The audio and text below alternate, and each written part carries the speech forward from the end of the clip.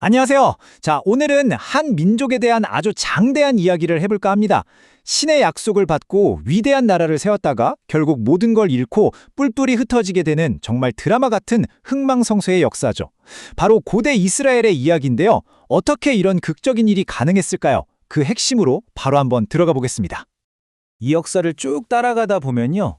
정말 큰 미스터리 하나가 계속 머릿속을 맴돕니다. 바로 이거죠. 아니, 하나님의 약속까지 받은 백성이 왜 이렇게 끝도 없이 실패를 반복했을까? 이 모순처럼 보이는 질문의 답을 찾아가는 게 오늘 우리가 함께할 여정입니다. 대체 무엇이 그들을 이 실패의 굴레에서 벗어나지 못하게 만든 걸까요? 모든 이야기의 시작은요, 정말 가장 희망찬 순간, 바로 그 정점에서부터 출발합니다. 여호수아의 인도 아래에서 수십 년에 걸친 광야 생활을 드디어 끝내고 마침내 약속의 땅에 발을 내딛는 그 승리의 순간, 이때까지만 해도 이들의 미래는 그야말로 영광으로 가득 차 보였을 겁니다. 이 좋은 땅에서 계속 성공을 유지하기 위한 조건은 사실 딱 하나였습니다. 주변 민족들의 타락한 문화나 종교로부터 스스로를 거룩하게 구별해라. 그리고 오직 하나님께만 충성해라. 이것만이 그들의 생존과 번영을 보장하는 유일한 길이었습니다.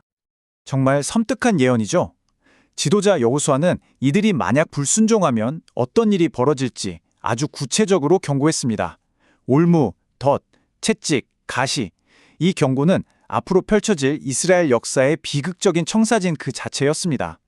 하지만 안타깝게도 여호수아라는 그 위대한 지도자가 세상을 떠나자마자 이스라엘은 그 약속을 까맣게 잊고 맙니다.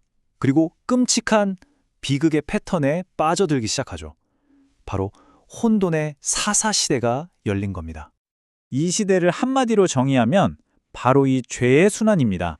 이건 마치 벗어날 수 없는 묘비우스의 띠 같았어요. 이 끝없이 반복되는 패턴이야말로 이스라엘의 역사를 이해하는 가장 중요한 열쇠라고 할 수 있습니다. 이 5단계를 한번 보세요. 이게 바로 그 비극적인 순환의 과정입니다.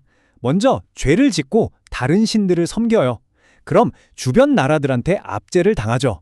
너무 고통스러우니까 하나님께 살려달라고 부르짖습니다.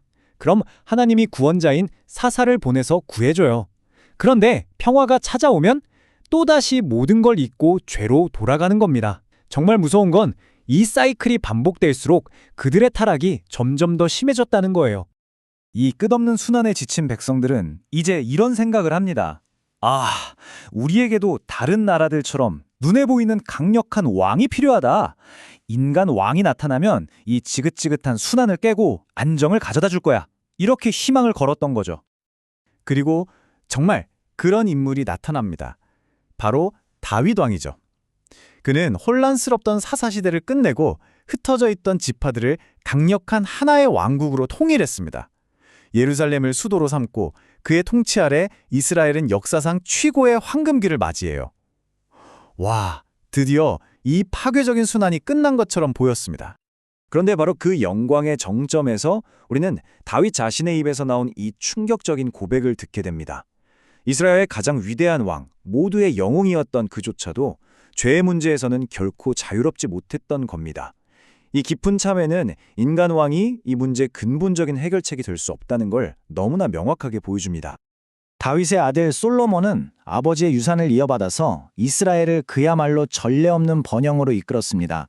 그의 지혜는 주변 나라에까지 널리 알려졌고요. 마침내 모두가 염원하던 웅장한 성전을 건축하면서 이스라엘의 황금기는 그야말로 정점을 찍게 되죠.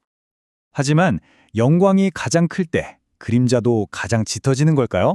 바로 그 정점에서 타락이 시작됩니다.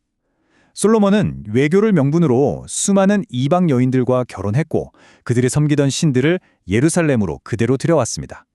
기억하시죠? 그 첫 번째 명령, 분리되어라는 약속을 정면으로 어겨버린 겁니다. 그의 통치가 끝나자마자 왕국은 남과 북 둘로 찢어졌고 마지막이면서도 가장 치명적인 순환이 시작되고 맙니다.